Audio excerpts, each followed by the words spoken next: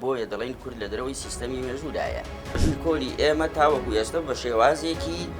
بابەتیانە نەنووسراوەتەوە وەلووتکەی ئەو نەتەوە بێ دەستەکەوتانە لە کووردا خۆی دەبینێتەوە کە تا ڕادەی چوونە دەرەوەی سیستەمی مێژوو هاتوونەتە دەرەوە دابڕاوی کوردە لە دنیای مێژوو دابڕایی کوردە لە بابەتی بڕیاردان دابڕاوی کوردە لە هەر تایبەتمەندیەکی نەتەوەییش بە زمان بە ئابووری بە جوگرافیا بە هەموو خەسڵەتەکانی خواستی ئینسانەوە ئێمە کوردی لە ناودا نابینینەوە ئێمە میری وەکو میر شەمسەدینی بەدلیسیمان هەبووە کە مفەسری قورئان بووە بە دیدێکی عێرفانیەوە مفەسری قورئان بووە بە دیدێکی یارسانیەوە لە سەدا نەوەدی شاناسیەکانی بە تایبەتی چوار سەدەی یەکەمی حکمی عەباسی و سەدەی یەکەمی زێڕینی حکمی عەباسیەکان سەر لەبەری شانازیەکان وابەستن بە نەتەوەی کوردەوە.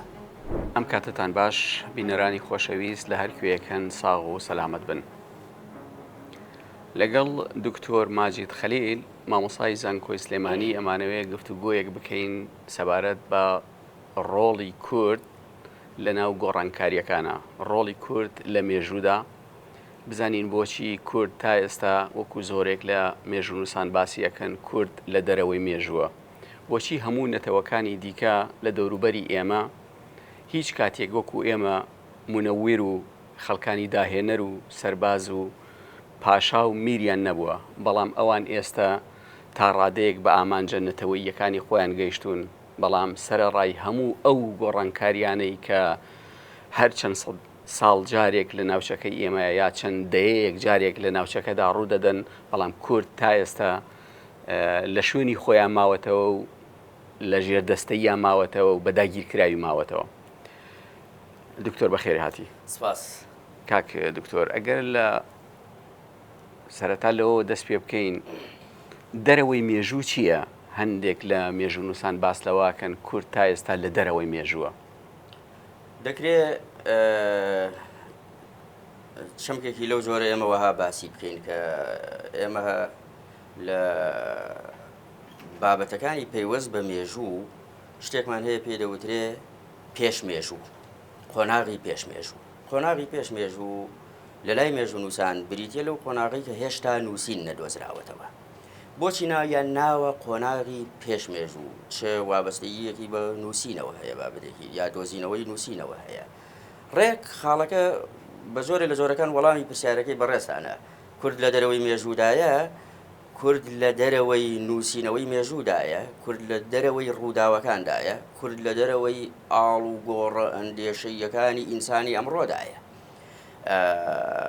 بەداخەوە لێرەدا هەندێک ڕاستی مێژوویی دەخەمە ڕوو کە سەر لەبەریان تەئکیدی تێڕامانێکی وردی وابەستەی وجدانین بە فەلسەفەی مێژووەوە بە فەلسەفەی مێژووی کوردەوە کە ڕەنگە سەیر بێ ئێمە بازگەلێکی لەم جۆرەت دەکەین ڕەنگە سەیر بێ ئێمە لە ئێستادا بڵین ڕەسەنایەتی ئێمە داکوترانی ڕیشەمان لە ناو زەواری زاگرۆزدا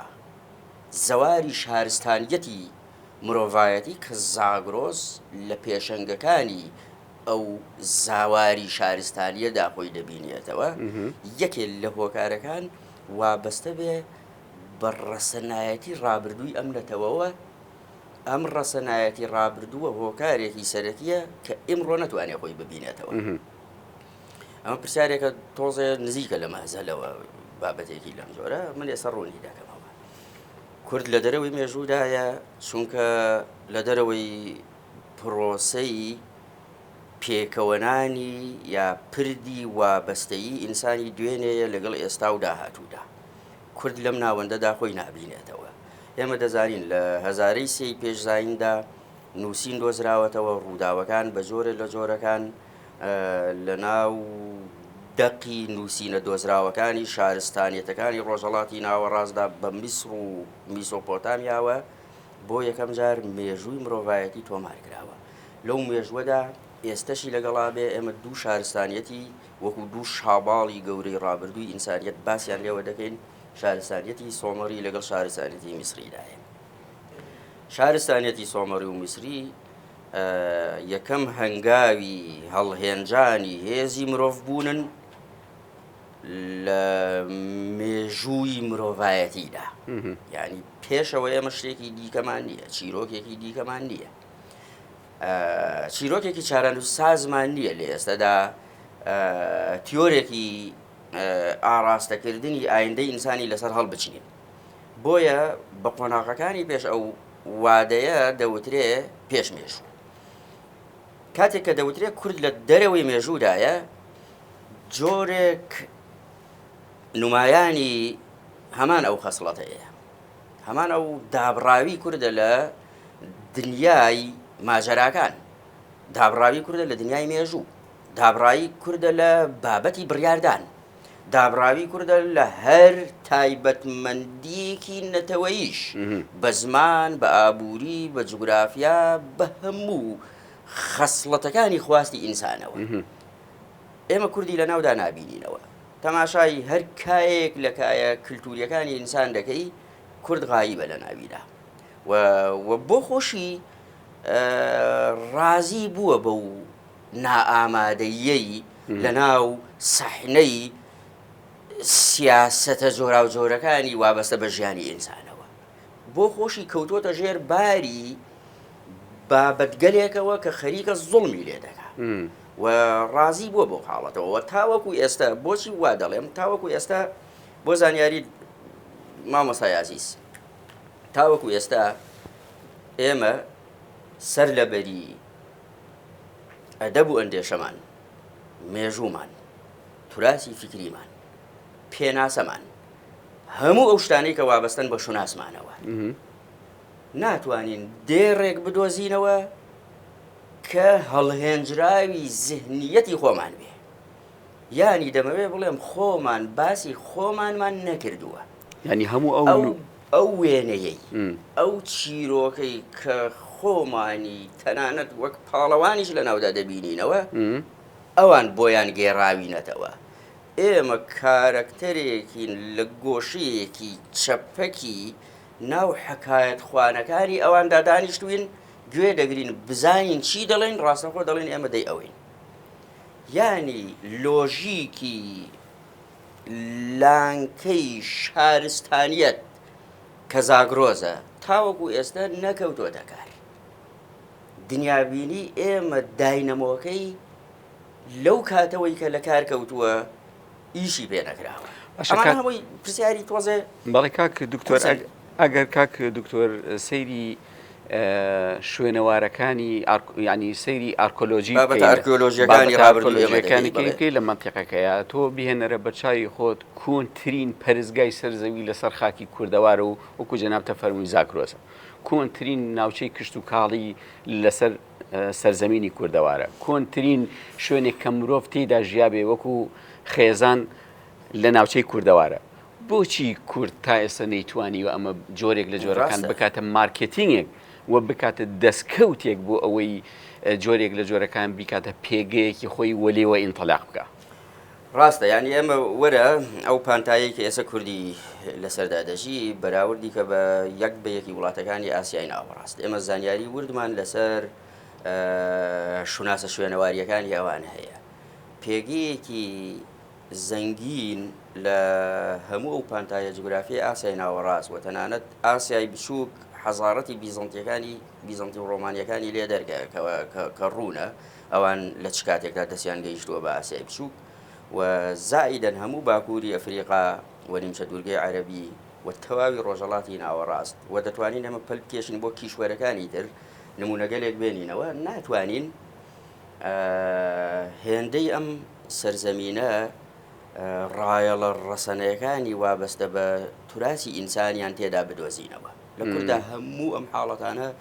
زیندوویەتێکی ئێجگار گەورەیان هەیە. باوەڕتان هەبێ هەندێک تیۆری گرنگی وابەستە بە ئەسڵی شوێنی نیشتەجێبوونی ئینسانم لە ئەجناس جویدی ئیتاڵیەوە تەماشا کرد. ئینسان تووشی تێڕامانێکی وها دەبێت کە هەز بە شانازیەکی گەورە دەکا کە خاوەنی چ خاکێکە. ئەم خاکە وەکو خەریکە دەڵێین زۆرترینی تیۆرەکان بەرەو ئەو ڕێگایە دەچن کە بەرەو ئەو ڕێگایە دەچن کە یەکەم هەنگاوی هونەری ژیانکردن لەسەر ئەم سەرزەمینەدا بووە. هونەری ژیانکردن بەو واتایەی کە هەر ئەشکەوتێک، هەر کەلەبەرێک، هەر پارچە خاکێکی شوێنەواری لەم وڵاتەدا ئێمە هەڵدەدەینەوە ڕابردوویەکی دوور و درێژ چیرۆکێکی ئێجگار قوڵی قەدەری ئینسانیەت لەناو ئەو چیرۆکانەدا ئێمە بەدی دەکەین. ئەو چیرۆکانە تێکڕا ئاماژەکان خەریکە لەسەر ئەوەن کە ئینسانیەت لێرەوە دەستی پێ کردووە. باشە بەس شارستانیەتی سۆمەڕەکانیشەوە کە ئێمە باسمان کرد دەزانین ڕۆژ لە دوای ڕۆژ ئەو تیۆرانە زیاتر بەرەو ڕاستی نزیک دەبنەوە کە سۆمەریەکان زیاتر لە بەرزاییەکان یا لە باکووری عێراقەوە شۆڕبوونەتەوە بەرەو ناوچەکانی وڵاتی نێوان دوو ڕووبار و ئەسڵی ئینسان لەوێدا بووە. بەڵام ئێمە ئێستش لە میتۆدی مەدرسەکانماندا باسی 4 سەدە لە دەسەڵاتدارەتی کۆمەڵی هێزی باڵادەستی پێش زاین دەکەین 1500 پێش زاین دەکەین بۆ نمونە گۆتیەکان وەکو بربەریەک هاتوون شارستانیەتی سۆمەریان تێکداوە. لە کاتێکدا ئەمە بابەتی یەکلاکەرەوە نییە، ئەمە پێویستی بە ئیمکاناتێکی ئێجگار فراوانی هەم لۆژیکیە هەم مەعریفیە هەم تەرخانکردنێکی گەورەی مادیە بۆ ئەوەی ئێمە کار لەسەر ئەوە بکەین کە لە هەنگاوی یەکەمدا مێژووی کۆنی خۆمان بدۆزینەوە. ئەمە پرسیارێکەوەیەکین مامۆسای عەزیزم نەتەوەیەکن قۆناغی مێژووی کۆنی ئێمە تاوەکو ئێستا بە شێوازێکی بابەتیانە نەنووسراوەتەوە یا بەلایەنی کەمەوە خۆمان نەمانووسیوە. ئەوەی کە هەیە ئەوانی تر نووسیوانێتەوە، ئەوەی کە هەیە ئەوانی تر لە چوارچێوەی چەپۆکە داگیرکاریەکەدا ئاماژەیان پێداوە، هێشتا لەسەر ئەو ڕکێفەدا نهاتوەتە دەرەوە. ئێمە جگە لە چەند کەسێکی دیاریکراوی ئەکادیمی نیوەی دووەمی سەدەی 20م کە هاتوونەتە پێشەوە دەستیان بردووە بۆ هەندێک بابەتی وابەستە بە مێژووی کۆنی کوردەوە بەدەر لەوە هیچمان نییە. ناکرێت تاوەکو سەدەی 21م لە میانی 30 ساڵ ئەزمموی حکومدارەتی خۆتدا مێژووی کۆنی خۆتت وەکو میتۆدی ناو مەدرسەکانیش بە سێوازێکی سادە و ساکار بۆنەوەی خۆت نەخست بێتە سەر باش کە تۆکەیت پێناسەی تۆکەیت هیچ نەتەوەیەک تاوەکو ئێستا لە دنیادا نییە پێناسەی لە کێیبوونی خۆی نەکرده بێ جگە لە کورد تاوەکو ئێستا نازانێ خۆی کێیە، نازانێت کێیە چییە و نەژادی نەریتە نەتەوەیەکەی لەکوێوە. ئەم وەڵامە ئەمین زەکی بەگ و شەرەفخانیش وەڵامیان نەداوەتە بە حەسرەت و داخێکی ئێجگار گەورەوە پەرژاونەتە سەر ئەو مێژووە. یەکەم جار مەسەلەن شەرەفخانی بەدلیسی کوڕی میر شەمسەددینی بەدلیسی کە هەم میر بووە هەم مێژوو نووس بووە هەم عارفێکی گەورە بووە و گۆشەگیر بووە بۆی قوڵ بێتەوە بۆی تێبگا مانایەکی ئینسانیانە هەڵبهێنجێنێ لەو هێزە کەلتوریی کە ئەوی تێدای بەڵێ دوور لە بۆن و بەرامی بەرتەسکی هۆزایەتی ئەو سیستەمە دەرەبەگەی کە ئەو کاتە ئەو میرنشینانەی ئاڕاستە کردووە گەورەتر لەوە بیری کردوێتەوە. ڕێک بە پێودانگی چەمکە سەردەمیەکان بیری لە ئینسانیەت کردوێتەوە. ڕێک ئەمە دەمانگەڕێنێتەوە بۆ ئەو بابەتەی کە خۆم لە سەرەتادا وروژاندووم. زۆر جار ڕەسەنایەتی وات لێ دەکا لە کاروانەکە بەجێ بمێنی نەکردنی هیچ هەڵپەیەک بۆ سنگ دەرپەڕاندن لە ناو نەتەوەکانی دیکەدا وات لێ دەکات دوا بکەوی. کورد ئەم ئەرزشەی بۆ خۆی لە پێشچاو نەگردووە. ئەو بابەتەی کە لە غیابی نەبوونی شونازدا ئەمریکیەک ئیشی لەسەر دەکا لە غیابی نەبوونی تایبەتمەندیەکی نەتەوەییدا کە تیۆریستە گەورەکانی کۆمەڵناسی باسی دەکەن ئەمریکیەک خۆی لە ناویدا نابینێتەوە ناچار نەریتە سیاسەکەی وایە هەڵپە دەکا بەسەر دنیادا و باس لە جیهانگیری بۆ ئێمە. ئەمین زەکی بەگ مامۆستا ماجێت ئەڵێ کاتێک کە زانرا لە ناو دەوڵەتی عوسمانیە پرسی تۆرانیت خەریکەوە سەر دەردێنێت و سەر ئەکەوێت و ڕێکدا ئاکوتێ ئەو کاتە کوردیش پەنای بۆ هەندێک مەسەلە برد، پەنای بۆ هەندێک دەستەواژە برد، پەنای بۆ هەندێک لە خەبات و شۆڕش برد. ئەمە پێچەوانێ نییە لەگەڵ قسەکەی ئەحمەدی خانی کە لە مەموزینە لە ساڵی کۆتایی 600ەکانە باس لە جژنی نەورۆزەکە، باس لە یەکبوونی میلەتی کوردەکات. دوو بابەتی زۆر جیاوازن. ئەوەی کە محەممەد ئەمین زەکی بەک باسی دەکا باس لە بیر و باوەڕێکی نەتەوەییانە دەکا لەسەر بنەمای بابەتێکی ئایدۆلۆژیانە. بۆ نمونە ئەو من دەزانم کەوتۆتە قۆناغێکەوە کە مەدی ئیتیحادیەکان یا تورکەلاوەکان گۆڕانکاریەکی گەورەیان لە ناوگەلانی ئیمپراتۆریەتی عوسمانیدا هێناوەتە پێشەوە. جا لە بیرمان نەچێت یەکەمین خەسڵەتی خەباتی مەدەنی لە دوای 500 لە حکومڕانیەتی شێوە ئیقتاعی عوسمانی کە بەسەر گەلانی ڕۆژەڵاتی ناوەڕاستدا هێنابوویان، بەڵێ لە دوای ئەو هەموو مێژووە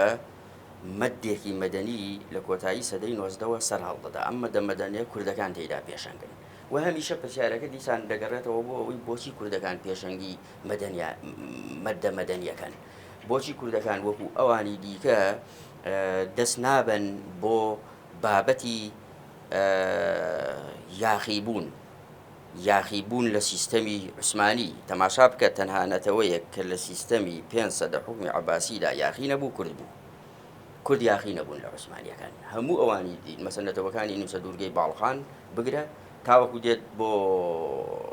ڕۆژەڵاتی ئاسیای بچووک ئەرمەنەکان، ئەمانە یاخی بوون و عەرەبەکانی شتێکڕا یاخی بوون و بە ئامانجەکانی خۆشیان گەیشتن. باشە کورد بۆ یاخی نەبوو؟ ئەتوانین بڵین کورد لەو کاتەیە میرنشین و سەربەخۆیەکی خۆی هەبوو بۆ یاخی نەبووە؟ نا پەیوەندی بەوەوە نییە. خودی تورکەکان یاخی بوون لە ئیمپراتۆریەتی عوسمانی، هەر ئیتیحادیەکان و بە کۆدەتا زاڵ بوون بەسەر ئەو توراسە 500ەیەی یا ئەو نەزمە چەقبەستووەی شێوازی حکومڕانی کە ئەوانیشیان لێ دەکرد. تورکەکان یەکەم نەتەوە بوون کە یاخی بوون. لە ناو هەموو ئەم نەتەوە جیاواز و ئەم ساباتە بەرینەی سیاسەتی عوسمانیەکاندا کوردەکان بیریان لە بابەتێک کردەوە کە وەکو مەشروتە خوازی من دەتوانم باسی بکەم، وەکو ئەو مەشروتەیەی کە لە دەستپێکی سەدەی 20دا ئێرانیەکان بیریان لێ دەکردەوە. کوردەکان یەکەمین داواکاری گەلانی ژێردەسەڵاتی ئیمپراتۆریەتی عوسمانی لەوانەوە بەرزبوویەوە کە داوای گەڕانەوەی دەستوریان دەکرد. ئەو دەستورەی کە سوڵتان عەبدولحەمید 1876 لای برد، ئەو دەستورەی کە ئەوان لای برد، ئەوان لە پێناویاندا یەکەمین ڕێخستنی سیاسی، یەکەمین حزب، یەکەمین پارتی سیاسی لە ڕۆژەڵاتی ناوەڕاستدا دروست بوو بێ کورد تێیدا پێشەنگ بووە. دکتۆر عەبدوڵڵا جەودەت و ئیسحاق سکوتیە، ئەوان دامەرزێنەری بوون، دوو پزیشکی کوردی دیاربەکری دێنە پێشەوە ڕێخستنێکی سیاسی دروست دەکەن، داوای دانانی و دامەزراوەیەکی پەرلەمانی دەکەن بۆ ئیمپراتۆریەتی عوسمانی کە نوێنەری هەموونەتەوە و ئیتن و ئاینە جیاوازەکانی تێدا بێ. پێداگریەکی ئێجگار گەورەیان لەسەر دەکرد، ئەو پەڕی دڵسۆزیشان لەو پێناوەدانوان بەبێ دەستبردن بۆ یەک ڕایەڵەی بەرتەسکی ناسیۆنالیزمی کە لەو کاتەدا ئیتر لە ترۆخیدا بوو ئەم حاڵەتە. بەڵام شان بەشانی ئەوان تاوەکو ئەو کاتە ئێمە دەزانین لە ئیمپراتۆریەتی عوسمانیدا هاوڵاتی لەسەر بنەمای عوسمانی بوون عینوانی پێدرا. عوسمانی بوون بابەتێک بوو زۆر جیاواز بوو لە تورکی بوون و تورکگەرایی. ئەو تۆرانیزمی کە ئەوان ئیشان پێدەکرد زیاد گوگڵ خۆیان باسی دەکەن، تیۆریسە گەورەکانی تورک باسی دەکەن. باوەڕەتە بێ لە کۆتایی سەدەی 19دا بە هاوڵاتیەکی عوسمانی بووتایە تورک کە تورک بوون وەکو وابێت دژوێنی پێ بدەی، یعنی هیچ دژوێنێکیان دەخراب نەبووە کە بە کەسێک بڵێ تۆ تورکیت. جۆرێک تەشیر بووە 15 ساڵی بەسەرا ناچێ لە ناو سیاسەتی پەروەردەیی کۆماری تورکیای نوێدا هەموو بەیانیەک خوێنکارێکی 6 ساڵان ئەبێ بە دەنگی بەرز ڕەگی مری دەرکەوێ بەو مەرجە ئەبێ هاوارگا نەک بە سادەیی قسەکە بڵێ من شانازی دەکەم کە تورکم. ئەم بنەمایە ئەو تۆرانیزمەیە کە محەممەد ئەمین زەکی بەک باسی دەکا و بێداری کوردەکانی هێناوەتە نێو هەنگاوێکی نوێەوە، بەڵام ئەو بێداریەکە کە محەممەد ئەمین زەکی بەک باسی دەکا هەر وابەستەیە بەو بێداری و باوەڕە ئینسانیەوە کە ئەحمەدی خانی باسی دەکا. ئینسان مافی خۆیەتی خاوەندایەتی خەسڵەتی شوناسی خۆی بکە، وەکو زمان، وەکو کەلتور، وەکو جوگرافیایەکی دیاری کراوە. ئەمە هیچ ناچێتە ناو چوارچێوەی ئایدۆلۆژیایەکی دیاری کراوەوە کە ئیش لەسەر سڕینەوەی ئەوی دیکە بکە. ئایدۆلۆژیای دیاریکراوی نەتەوەگەرایی چ لە لای فارس، چ لە لای تورک، چ لە لای عەرەب بەو بابەتەیە کە دکتۆر عیرفان مەستەفا باسی دەکا بوونی خۆی لە نەبوونی تۆدا دەبینێتەوە. ویستمەوە بکەم بە پرسیار دکتۆر ماجید، دکتۆر عیرفان مەستەفا باس لە تیۆرێک دەکا، باس لە بابەتێک دەکا کە ئەڵێ نەتەوەکانی دەوروبەری ئێمە کاتێک خۆیان ئەبیننەوە کە ئێمە نەبین، بوونی خۆیان لە نەبوونی ئێمە یابیننەوە. ئەم بۆچوونە لەکوێوە سەر دەردێنێ؟ ئایا ئەوە ئەسەلمێنەیە کە ئەوان ڕەگ و ڕیشە و ڕیشاڵیان لە ناو خاکی زاگرۆسان نییە و هاوردن یاخود هاتوونەتە ناوچەکە وە کورد ئەسڵە لە ناوچەکەیە وەلەکوێوە ئەم لە سەرەتای بەرنامەکەەوە خۆ ئاماژەم باوەدە ئەسڵبوونی کورد بابەتێکە دەتوانم بڵێم یەکێکە لە هۆکارەکانی ئەوەی کە بەو ئامانجایانەی ناو سیستەمی مێژووی ئەمڕۆ نەگەیشتووە، بۆیە دەڵێن کورد لە دەرەوەی سیستەمی مێژوودایە. لە دەرەوەبوونی سیستەمی مێژوو بە جۆرێ لە جۆرەکان دەتوانین بڵێن شانازیە، شانازیەکی لە دەرەوەبوونی مێژوو، لە دەرەوەبوونی مێژووی ئێستای کورد شارانزیە؟ لە دەرەوەبوونی ئێستای مێژووی کورد بابەتێکە سەری کێشاوە بۆ شتانێکی دیکە. من ئێستا بە دوو جۆر وەڵامی دەدەمەوە. جۆرێکیان نمونەی نەتەوەکانی ئەوروپا دەهێنمەوە، جۆرێکیان نمونەی نەتەوەکانی ڕۆژهەڵاتی ناوەڕاست دێنمەوە، کوردیش لە ناویاندا. لەسەر بنەمای ئالفرێد ئادلێر کە ئەدلەریەکانیان ناو دەبن، ئەمانە تیۆری سایکۆلۆژیای تاکە کەسیان داڕشتووە بۆ قسەکردن لەسەر بۆ یەکەم جار کە خۆی خوێنکاری فرۆیدە لەسەر قسەکردن یا لە شرۆڤەیەکی هێرمۆنیتیکی بۆ سایکۆلۆژیای تاکە کەس کردووە. پێمان دەڵێ ئەو کەسانەی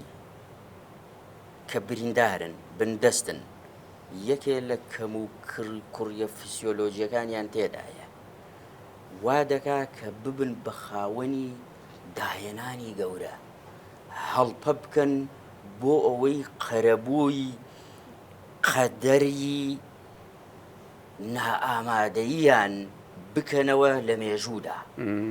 لە ژیانی ڕۆژانەدا، لە خۆ سەلماندندا.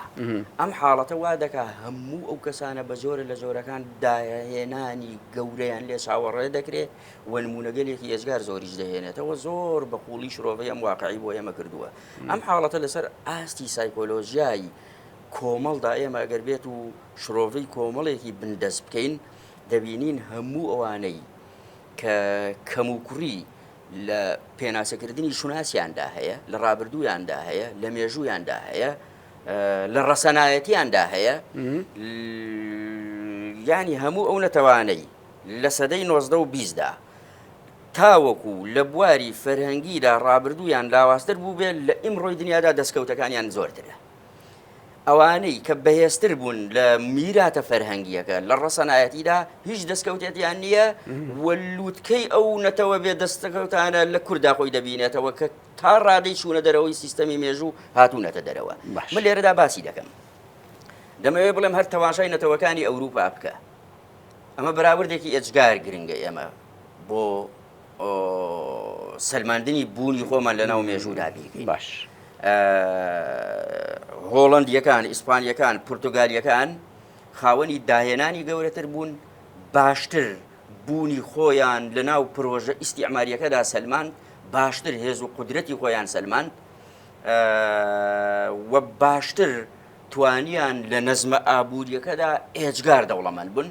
بە جۆرێک تێکەڵی ڕەفاهیەتێک بوون ئیتر بیریان لە هیچی دیکە نەدەکردەوە پێویستی بەوە نەدەکرد هەڵپە بکەن من باس لە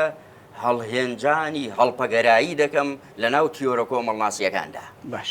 ئەم هەڵپەگەراییە پورتگالیەکان و ئیسپانیەکان و ئیتالیەکان پێویستیان نەبوو تۆ پرسیارت کردووە بۆچی ئێستا یۆنان بوونی نییە لە دنیای ئمڕۆدا تۆ پرسیارت کردووە بۆچی ئیتالیەکان بوونیان نییە لە دنیای ئمڕۆدا بەڵام ئەمریکیەکان نوێنەرایەتی خەسڵەتێکی جیهانی بەرفراوان دەکەن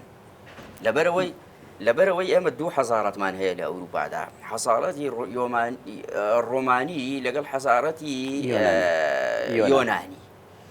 حەزارەتی یۆنانی یادەوەریەکی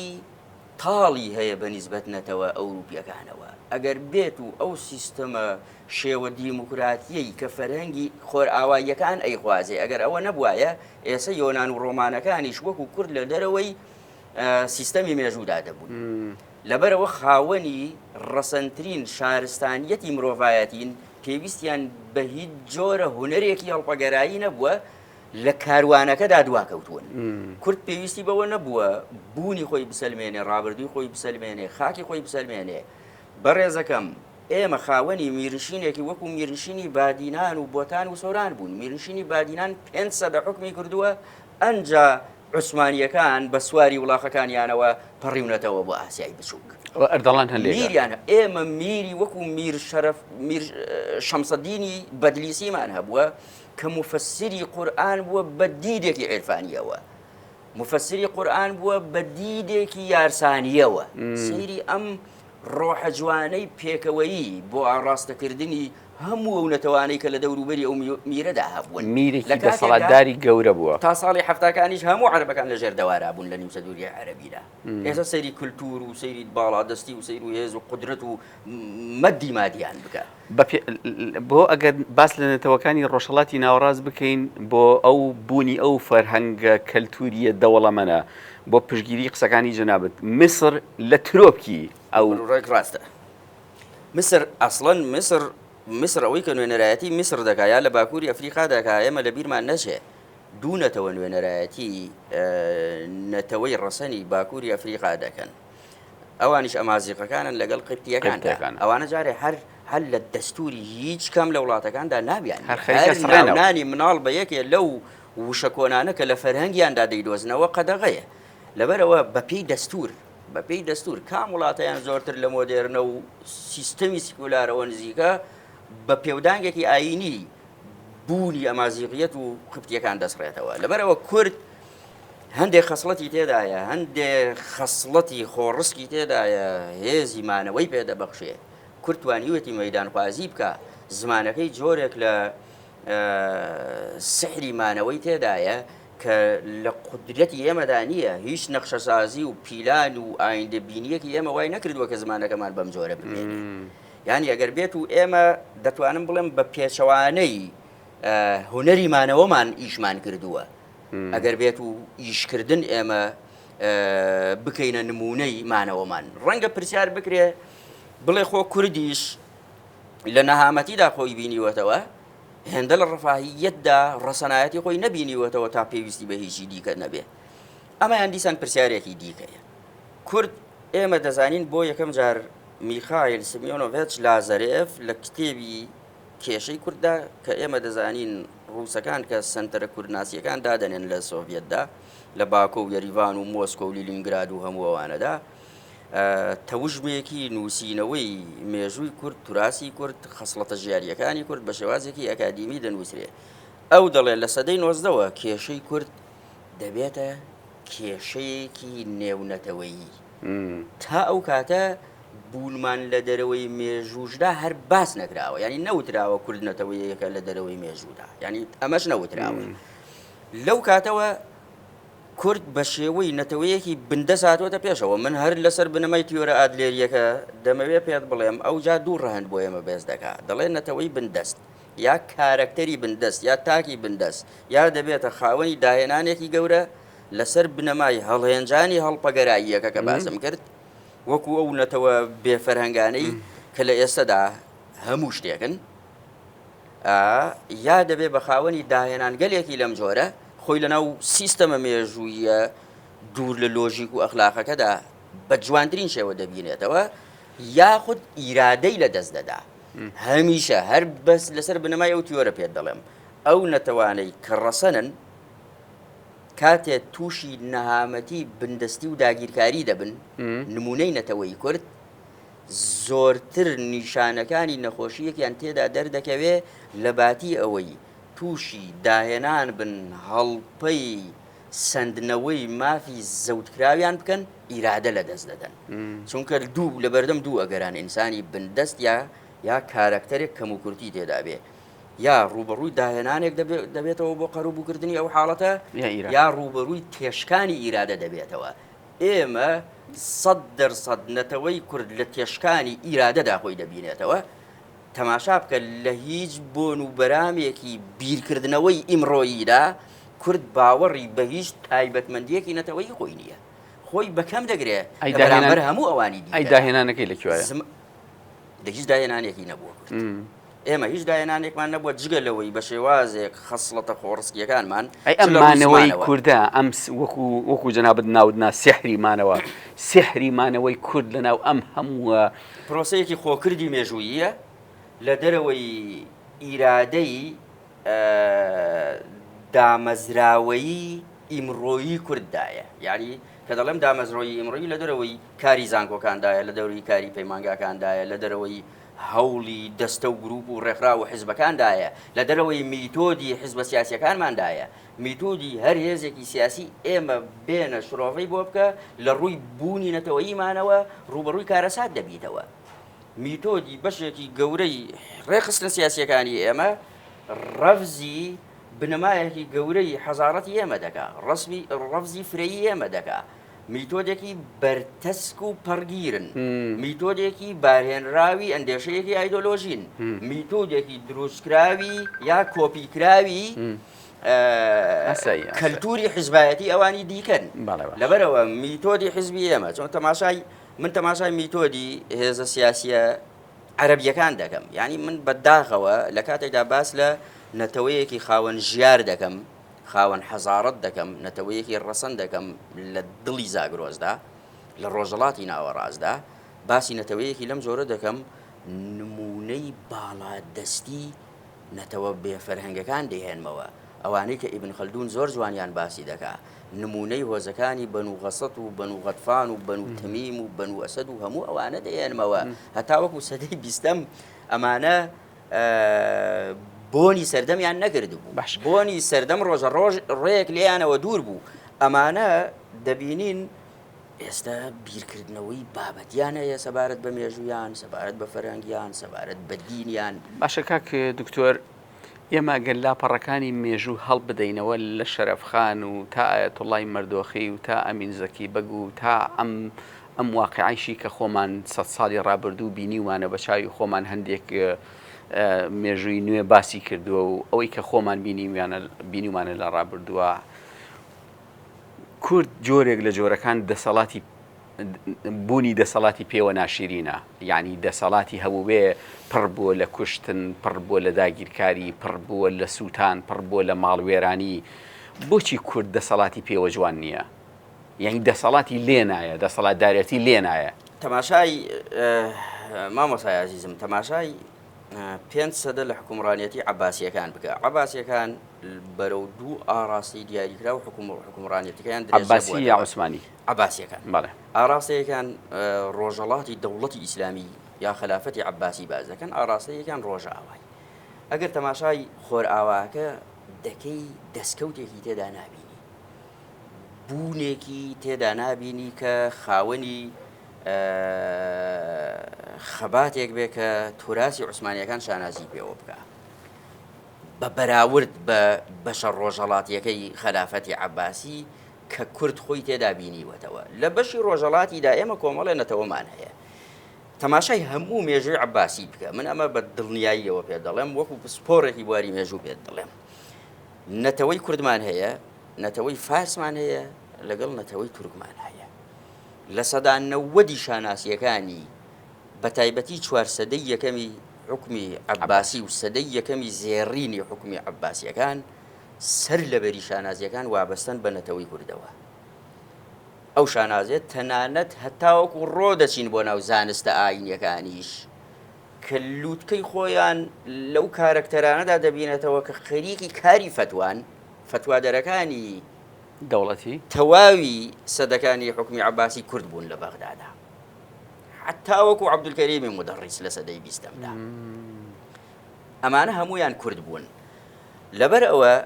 تەماشای نوێنەرایەتیکردنی دەسەڵاتی ئەم نەتەوانە بکە بۆ دەوڵەتی عەباسی. فارسەکان هەڵگەڕاونەتەوە، یاخی بوون و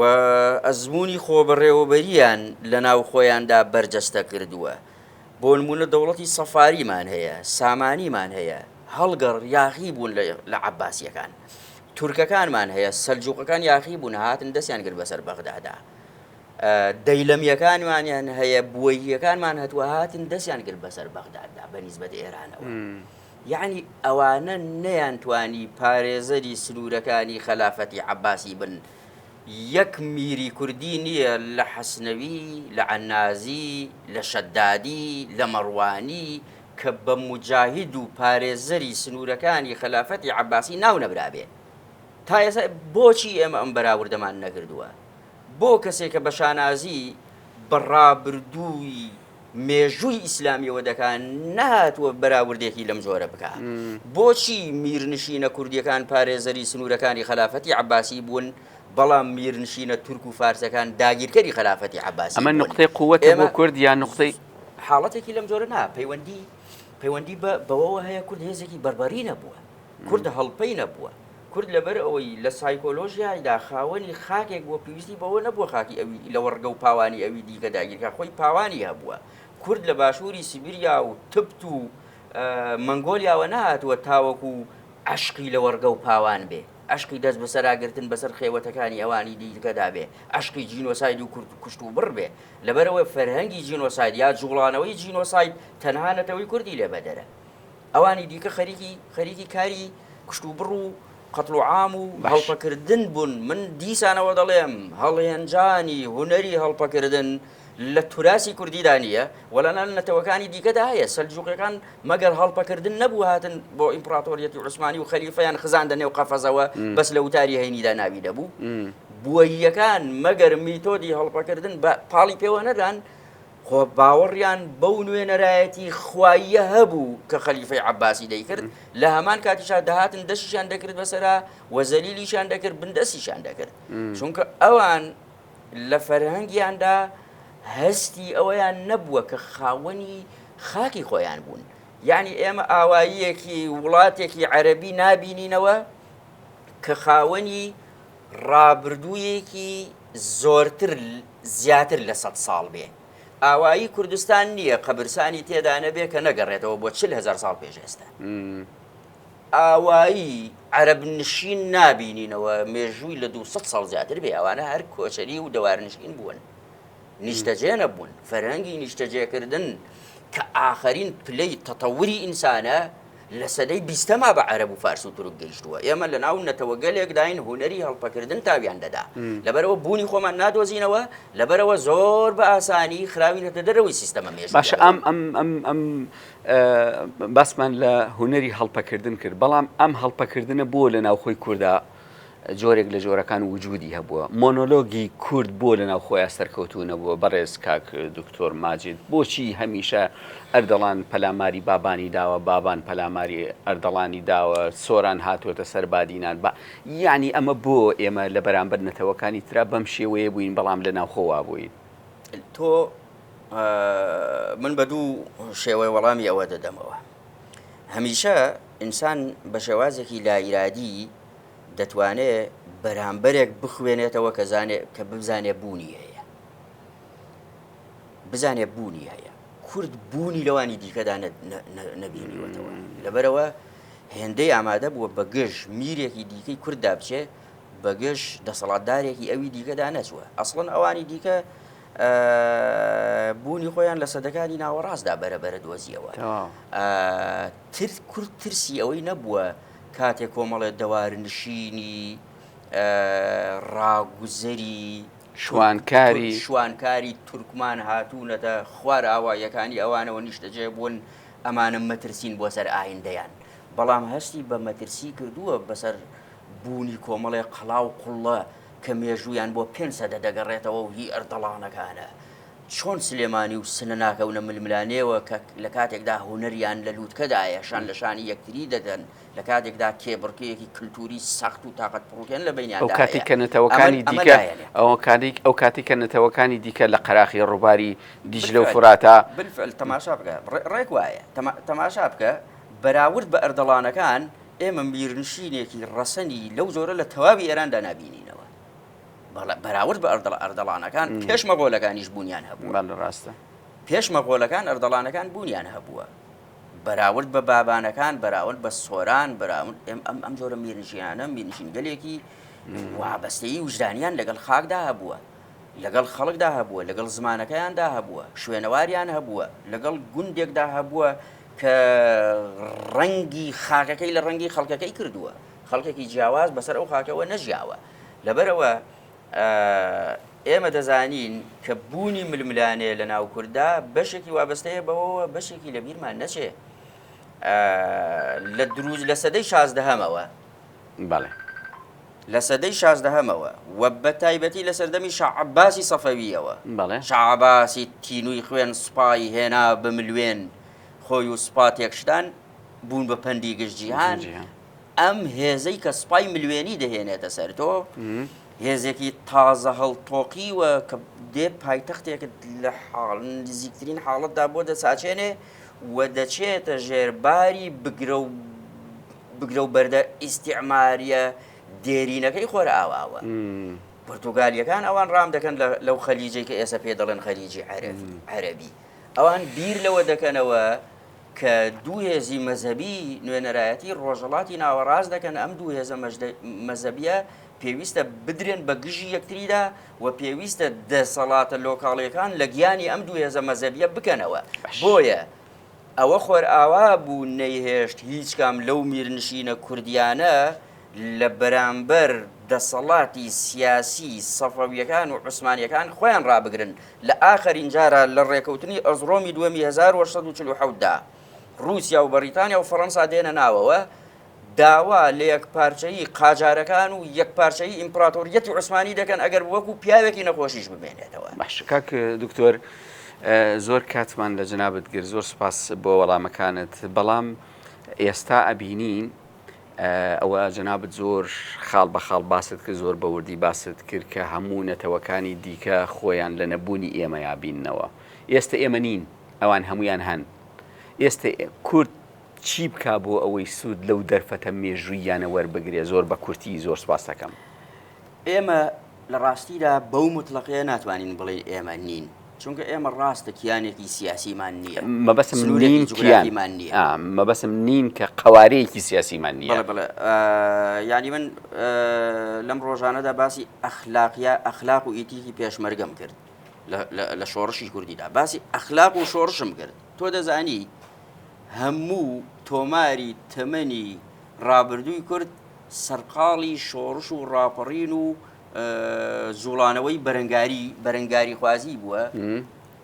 تاوەکو ئێستا باسی ئەخلاقی ناو ئەم بەرەنگاری خوازیە نەکراوە بە دێڕێک نەقزاوەتە نێو توێژین وە زانستیەکانەوە باسی ئەخلاقی ناو شۆڕشمان نییە لەبەرەوە ئێمە من وردەکاریەکی زۆرم لە ئەخلاقی ناو شۆڕشی ئەیلول کرد و ئەخلاقی ناو شۆڕشی نوێ و ڕاپەڕین و بەرخودانەکانی کورد بۆم دەرکەوت لە ئیتیک و ئەخلاق و ئاکاردا کورد خاوەنداریەتیەکی ئێژگار گەورەی هەیە بوونێکی گەورەی سەلمێنراوی هەیە کە لەوانی دیکەدا نابینینەوە یەک نمونەت بۆ دەهێنمەوە گوتاری نەتەوەی سەردەست تورک و فارس و عەرەب خاوەنداریەتی گوتارێک دەکا کە دەستوری لە پشتە کە دەوڵەتێکی ڕێپێدراوی ناو کۆمەڵی نەتەوەکان و نەتەوە یەکگرتوەکانی لە پشتە بەڵام سەیری ڕابردووی ئەم دەوڵەت نەتەوانە دەکەین دەبینین ئەوەی نایاساییە لە یادەوەری مێژووی ئەواندا بوونی هەیە ئەوەی ئەخلاقە بوونی نییە لە ناویاندا ئەوەی ناوی جینۆساید و کشت و بڕە لە پەهلەویەکان وەشاوەتەوە لە ئێرانیەکان وەشاوەتەوە لە تورکەکان وەشاوەتەوە باوەڕکە جینۆساید بە هەموو پێودانگەکانی جینۆسایدی فەرهەنگی جەستەیی زمانەوانی کولتوری حەسرەتیان لە تورکیا و یاسا دەستوریەکانی کورد و یاسا دەستوریەکانی تورکیادا بۆ ئێمەی باز دەکا بەندی ئەو یاسایانەی بە درێژایی دروستبوونی کۆماری تورکیا هەتا و کۆدەتای هەشتا هاتوونەتە پێشەوە بۆ سڕینەوەی بوونی نەتەوەی کورد بوون بە گۆرانی و مۆسیقا و کولتور و فەرهەنگیەوە بەو نزایانەیەوە کە پیرەژنێ لەسەر بەرماڵدەیان خوێنێ ویستویانە ئەو نزایانە بشێوێنن. موسا عنتەر ئەڵێت نەک زمانی دایکیان لێ قەدەغەکردین زمانی قسەکردن لەگەڵ ئاژەڵیشا قسەیان خەریکن ئێستا خۆ ڕەز و باق و دار و دار بەڕوەکان دەزانن شوناسی خاکی کوردستانە دەیانبڕنەوە. دکتۆر زۆر سپاس بۆ جەنابەت زۆر سپاس بۆ ئامادەی جەنابەت سپاس بۆ وەڵامەکانت زۆر سپاس کە کاتت بە ئێمەدا هەر بژیت بینەرانی خۆشەویست گفتوگۆکەمان لەگەڵ دکتۆر ماجید من خۆم لەزەتم لێ وەرگرت هیوادارم ئێوەش تااقەتان گرت بێ کۆی پرۆگرامەکە ببینن ڕێز و سڵاو بۆ جەنابتان هەر بژین.